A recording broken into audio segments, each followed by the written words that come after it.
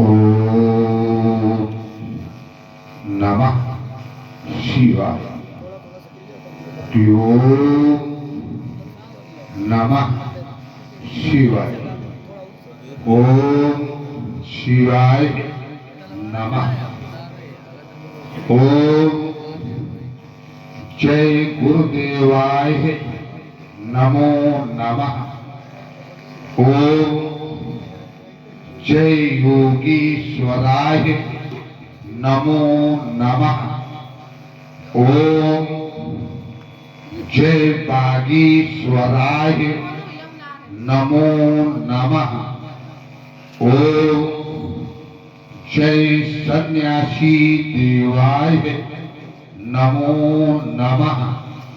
ओम रामात्मा परब्रह्म सर्वापेक्षा स्वयं गुरु यस्य बोध प्रभावेण सोशया भववारिदो। ओम नमो नित्यं परमहंसं गुरु श्री चंडिकायाय नमो नमः। ओम नमो जाह्नवी पांडव सिद्धपीठम दक्षरम श्री चंडिका मंदिरम नमः। ओम नमो नित्यं समाधि गुरु नमो नमः। शोभन मारुति नंदनम शंभुशील जटाधरम जय मुंडमाल विषाद गोर्जन बाघम बस्कध्वजम जय तारक चंद्र त्रिशूल डमरू हस्त नवांतकम जय गगन वेदिक यह विश्वमूल रुद्र रूप शंकर पालक शशिधर पिनाकधर जय गौरी पद्म भगवान त्रयंबक परम शांतकर परम ज्ञान भंडार भक्तमय भूतेश्वर वह नृत्य तुम्हारा होता है भगवान। पांडव रूप भयंकर कृपा दृष्टि कर दो पर दो हर लो दुख संकर आखिर नवाकर बंदने देवा देवहर देवा देवहर देवा देवहर। ओह गुरुदेव ये आज मैं किस झंझावात के भावनात्मक भ्रांति की भावावेश की मैं भावनाओं से ग्रसित हो गया हूँ। ये कौन अलौकिक गणपति की कमानी से ये मेरी सतर्कता अवस्था को भंग कर मुझे मेरा मार्गदर्शन करा रहा था। गुरुदेव ये गंभीरतम निर्भरता में अभेद शांत कोलाहल में अद्भुत यह निशा सुंदरी के मनोरम वातावरण में मैं निद्रामग्न था। फिर यह स्वप्न लोक की कल्पनाओं में ये मम मानस परम शांतायनी सुखानुभूत का अनुभव कर रहा था। ये परम अंतर्श्वासी चंद्र अपनी सुखद समुज्वल रश्मियां बिखेरी ये प्रकट देवी का श्रृंगार कर रहा था। कर्तव्य पारायण फिर कर्म निश्चय पथकों को श्रम मुक्त होने हेतु निद्रा का आलंबन हो चुका था। फिर ऐसे शांत वातावरण में ये कौन मुझे अलौकिक संदेश दे रहा था। अलौकिक संदेश दे रहा था।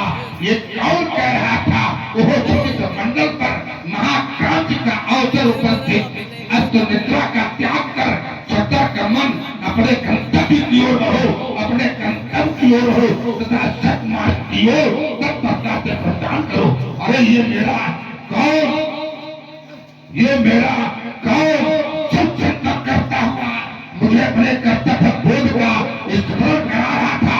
वह क्रांतिकारी भोलेनाथ वह क्रांतिकारी भोलेनाथ ये काल मुझे बीच में प्रकट कर रहा था।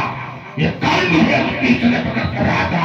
गुरुदेव मेरे इन श्रवण ग्रंथों में इन मेरे श्रवण ग्रंथों में कह रहा है कौन बार बार ओहो बारे जागो जागो आ गई है कल्याण वेला। नहीं समय का भाव त्यागो ये कौन कहता है इधर से? ये कौन कहता है इधर से? और जागो, अरे गुरुदेव, ये मन सचित, ये मन सचित सुखद शयन कक्ष निश्चिंत भाव से सोता था। शीतल मंद सुगंध वायु के झोंकों से आनंदित होता था। फिर सभाओं का वो क्षीर सिंधु लेकर कह रहा कौन? ये कह रहा कौन कि निद्रा त्यागो? ये कौन कहता है श्रवण ग्रंथों में कि महाराज जागो? उपलब्धियों का अवसर पर थे तो प्रस्थान भी करना पड़ेगा। स्वकर्म में कोई विघ्न हो तो प्रतिरोध भी करना पड़ेगा। और कर्तव्य पथ पर आगे बढ़ो तो कष्ट भी सहना पड़ेगा। फिर धर्म के रक्षा से तुमको युद्ध भी करना पड़ेगा। ज्ञानी बढ़ो, अब ज्ञानी बढ़ो कर्तव्य पथ पर, ये हृदय का संभाव त्यागो। फिर कौन कहता है हे बारेश जागो? नहीं ना गुरुदेव, मैंने विश्व में ऐसा कोई वीर अवशेष नहीं छोड़ा तो बारेश को सावधान कर रहे हैं। फिर श्रवण ग्रंथों में ये आज कौन मुझे संकेत कर रहा है? मैं समस्त घटनाक्रम का संपूर्ण ज्ञान प्राप्त करूंगा। ओम शिवाय नमः। क्या हुआ? अलौकिक संदेश। महात्मा शिवध्वज अपनी प्रिय पुत्री भूमजा अर्थात सीता का पाणिग्रहण करने हेतु स्वयंवर कर रहे। स्वयंवर में पहुंच कौन रहा है? द्वीप द्वीप के भूपत नाना, देश देशांतर के नवाब, देश देशांतर के वीर शिरोमणि। मैंने आचार्यों से पूछा सीता कौन है तो उत्तर मिलता है आज शक्ति जग उपजाया सो अवतरो मोर या माया। सिख सुन परम पुनीता और जगदम्बा जाने जी सीता। सीता अलौकिक कन्या है, सीता दिव्य कन्या है और राजा ये लौकिक है। क्या अलौकिक का संबंध लौकिक से होगा? नहीं होगा।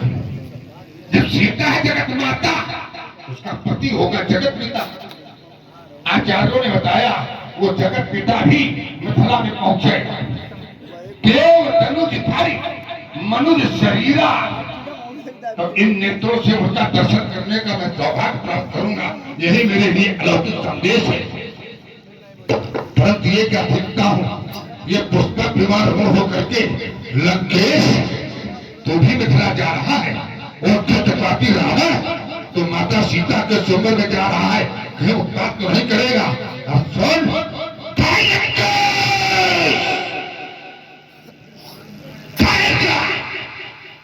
तेरे अत्याचारों का मैं साम्राज्य ढा दूंगा।